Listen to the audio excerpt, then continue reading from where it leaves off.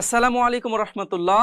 সুপ্রিয় দিনী ভাই ও বোন, আপনাদের সবাইকে আবারও গ্রামীণ স্কুলের পক্ষ থেকে কোরআন শিক্ষার এই আসরে অনেক অনেক মুবারকবাদ। তো আজকে আমাদের তৃতীয় ক্লাস, আর এই ক্লাসে আমরা শিখব হরকতের পরিচয়। দেখুন, এখানে এক জবর, এক জের, এক পেশকে হরকত বলে। এক জবর কোনটা? এই যে হরফের উপরে যে এরকম চিহ্নটা থাকে এটাকে বলে জবর। হরফের উপরে এরকম লম্বা একটা চিহ্ন থাকবে, সেটা হবে জবর। এবং এক জের নিচে যদি ওই সেম চিহ্নটি নিচে থাকে তাহলে সেটা হবে জের। এবং এক পেশকে হরকত বলে। এখানে পেশ কাকে বলে? এই যে এখানে দেখা যাচ্ছে হরফের উপরে মাথাটা এরকম পেঁচানো এবং এদিকে একটু বাড়ানো, এটাই হচ্ছে পেশ। এই এক জবর, এক জের, এক পেশকে হরকত বলে। আর হরকতের পড়া তাড়াতাড়ি পড়তে হয়। দেখুন, এখানে হামজা জবর আ, হামজা জের ই, হামজা পেশ উ, আ ই উ। কিন্তু এখানে একটা কথা হলো কি, এখানে আমি এটাকে আলিফ না বলে হামজা বলার কারণ হলো, একটা জিনিস মনে রাখবেন, আলিফের উপরে নিচে জবর, জের, পেশ অথবা জজম বা যা চিহ্ন আসুক না কেন সেটাকে আর আলিফ বলা যায় না, সেটাকে হামজা বলতে হয়। তো সেই কারণে আমি এখানে আলিফ না বলে এটাকে হামজা বলেছি। হামজা জবর আ উচ্চারণ হবে, হামজা জের ই উচ্চারণ হবে এবং হামজা পেশ উ উচ্চারণ হবে। ঠিক একইভাবে বা জবর বা উচ্চারণ হবে, বা জের বি উচ্চারণ হবে, বা পেশ বু উচ্চারণ হবে।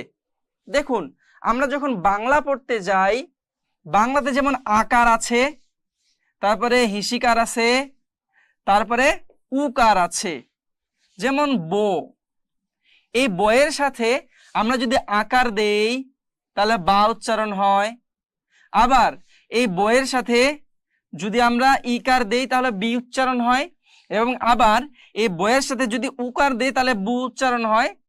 ঠিক একইভাবে আকার সমান সমান হলো জবর, ইকার সমান সমান হলো জের, আর উকার সমান সমান হলো পেশ। তাহলে বয়ের সাথে আকার দিলে যেমন বা উচ্চারণ হয়, ঠিক একইভাবে বায়ের সাথে জবর দিলে বা উচ্চারণ হবে, বায়ের সাথে জেদ দিলে সেটা বি উচ্চারণ হবে, এবং বায়ের সাথে পেশ ব্যবহার করলে সেটা বু উচ্চারণ হবে।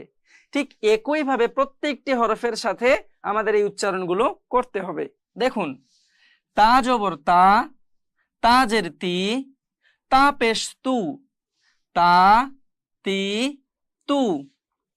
সা জবর সা, আমি এই সাটাকে নরম করে পড়তে হবে বলেছিলাম। সা জবর সা, সা জের সি, সা পেশ সু, সা সি সু। লক্ষ্য করবেন, এখানে কিন্তু আমি সা সি সু বলিনি, এখানে আমি বলেছি সা সি সু, নরম করে। এরপরে জিম জবর যা, এটা আবার শক্ত করে পড়তে হবে। জিম জবর যা, জিম জের জি, জিম পেশ জু, যা জি জু। চাপ দিয়ে হা জবর হা, হা জের হি, হা পেশ হু, হা হি হু। খ জবর খ, খ জের খি, খ পেশ হু, খ খি হু। আচ্ছা, দ্বিতীয় ক্লাসে আমি আপনাদের একটা বিষয় শিখিয়েছিলাম, সেটা হচ্ছে 8টি এমন হরফ আছে যেগুলোকে মোটা করে পড়তে হয়। সেই মোটাটা আসলে কিভাবে পড়তে হয় এটা আমরা এখন একটু আগে জেনে নিই। দেখুন, এখানে যে আমি খ জবর খ বললাম, অথচ যেভাবে আমরা পড়ে আসতেছি উপরে সেই হিসাবে এটা জবর দিলে খা উচ্চারণ হয়, খ জবর খা উচ্চারণ হয়। কিন্তু আমি এখানে কেন খ জবর খ বললাম? তার কারণ হচ্ছে, এই যে এর আগের ক্লাসে আমি বলেছিলাম 8টি হরফ আছে যে হরফগুলোকে মোটা করতে হয়। তো মোটা করার অন্যান্য অনেক নিয়মের মধ্যে সবথেকে অন্যতম নিয়ম হচ্ছে জবরের সাথে। মানে এই খটা যদি আমরা জবর দেই, এই জবর এখানে কাজ করবে না, খ জবর খ থেকে যাবে, খ জবর খা হবে না। এটা এতটাই মোটা যে এটা জবর তাকে কোন রকম পরিবর্তন আনতে পারতেছে না। তো খ জবর খ হবে। ঠিক একইভাবে আমি আপনাদের রটাকেও বলেছিলাম মোটা হরফ। তো এইভাবেও র জবর রা হবে না, র জবর শুধুমাত্র রই থাকবে। শুধু র না, এখানে সোয়াদ দোয়াত তো এই সবগুলোতেও জবর দিলে সোয়াদ জবর সা হবে না, সোয়াদ জবর স হবে, এবং দোয়াত জবর দ হবে, তো জবর তো হবে, তা হবে না। ঠিক একইভাবে আমি যে 8টি হরফের কথা বলেছিলাম, এই হরফগুলোতে জবর কখনো কাজ করে না, এগুলোতে জবর পড়ানো যাবে না। বানানোর সময় খ জবর খ বলতে পারি যে খ জবর, কিন্তু যখন উচ্চারণ করতে যাব খা বলা যাবে না, বলতে হবে কি খ। তাহলে দাল জবর দা, দাল জের দি, দাল পেশ দু, দা দি দু। জাল জবর জা, জাল জের জি, জাল পেশ জু, জা জি জু। আমি কিন্তু এখানে যা যা জি জু বলিনি, এখানে নরম করে পড়তে হবে যা জি জু। এরপরে র জবর র, র জের রি, র পেশ রু, র রি রু। ঝা জবর ঝা, ঝা জের ঝি, ঝা পেশ ঝু, ঝা ঝি ঝু। সিন জবর সা, সিন জের সি, সিন পেশ সু, সা সি সু। লক্ষ্য করুন, তার পাশেই কিন্তু আমি একটু আগে পড়ে আসলাম সা সি সু, সা সি সু। দুইটার মধ্যে পার্থক্য বোঝা যাচ্ছে, এই তিনটা নরম করে আর এগুলো শক্ত করে। শিন জবর সা, শিন জের শি, শিন পেশ সু, সা শি সু। সোয়াদ জবর স, সোয়াদ জের সি, সোয়াদ পেশ সু, স সি সু। দোয়াত জবর দ, দোয়াত জের দি, দোয়াত পেশ দু, দ দি দু।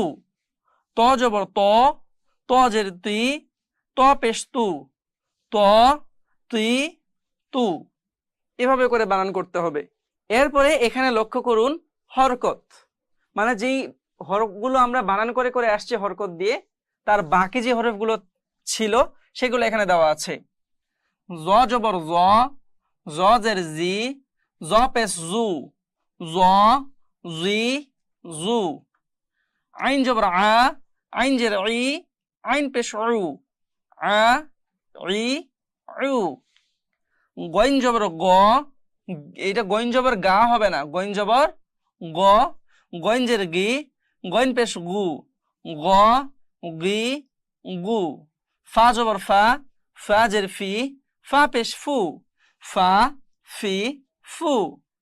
কফ জবর ক, কফ জের কি, কফ পেশ কু, ক কি কু। লাম জবর লা, লাম জের লি, লাম পেশ লু, লা লি লু। ঠিক একইভাবে মিম জবর মা, মিম জের মি, মিম পেশ মু, মা মি মু। নুন জবর না, নুন জের নি, নুন পেশ নু, না নি নু। ওয়া জবর ওয়া, ওয়া জের উই, ওয়া পেশ উ, ওয়া। আমি লিখে দিচ্ছি ওয়া উই উ। হা জবর হা, হা জের হি, হা পেশ হু। হামজা জবর আ, হামজা জের ই, হামজা পেশ উ, আ ই উ। ইয়া জবর ইয়া, এগুলো একটু ডিফারেন্ট, এই জন্য আমি লিখে দিচ্ছি ইয়া জের ই এবং ইয়া পেশ ইউ, ইয়া ই ইউ। এই হরফগুলো যদি আমাদের প্র্যাকটিস করা হয়ে গিয়ে থাকে, তাহলে একটি হরফ আরেকটি হরফের সাথে লেগে থাকা অবস্থায়, বা একটি হরকত আরেকটি হরকতের সাথে লেগে থাকা অবস্থায় যেই শব্দ তৈরি হয়, সেই শব্দগুলো বানান করে পড়তে কেমন দেখা যায় বা কিভাবে পড়তে হবে, এটা এখন আমরা এই শেষের 2 লাইন থেকে মস্ক করার চেষ্টা করব। দেখুন, দাল জবর দা, খ জবর খ, দা খ, লাম জবর লা, দা খোলা। কাফ জবর কা, সিন জবর সা, কাসা, বা জবর বা, কাসা বা। খ জবর খ, লাম জবর লা, খলা। কফ জবর ক, খলা ক। খ পেশ খু, লাম জেল্লি, খুলি। কফ জবর ক, খুলি ক। বা জবর বা, লাম জবর লা, বালা, দাল জের দি, বালা দি। খ জবর খ, শিন জের শি, খসি, ইয়া জবর ইয়া, খসিয়া। ফা জবর ফা, হা পেশ হু, ফাহু, ওয়া জবর ওয়া, ফাহুয়া। সোয়াদ পেশ সু, হা পেশ হু, সুহু, ফা জের ফি, সুহুফি। সোয়াদ জবর স, দাল জবর দা, সদা, কফ জবর ক, সদা ক, তা পেশ তু, সদা কতু। ওয়া জবর ওয়া, জাল জবর জা, ওয়াজা, কাফ জবর কা, ওয়াজা কা, র জবর র, ওয়াজা কা র। তাহলে এই দুইটি লাইন বানান করার মধ্য দিয়ে আমরা শিখলাম হরকত দ্বারা গঠিত শব্দসমূহ কিভাবে বানান করে পড়তে হয়। আর এর মধ্য দিয়ে আজকে ক্লাসের মূল যেই পড়া হরকতের পরিচয়, এই হরকত কাকে বলে, কিভাবে বানান করতে হয়, কিভাবে শব্দ গঠন করে সেগুলো পড়তে হয়, এই সব কিছু আমরা শিখে গিয়েছি আলহামদুলিল্লাহ। আজকের মতো এই পর্যন্তই। দেখা হচ্ছে আপনাদের সাথে এর পরের ক্লাসে। ততক্ষণ পর্যন্ত ভালো থাকুন, সুস্থ থাকুন। আসসালামু আলাইকুম ওয়া রাহমাতুল্লাহ।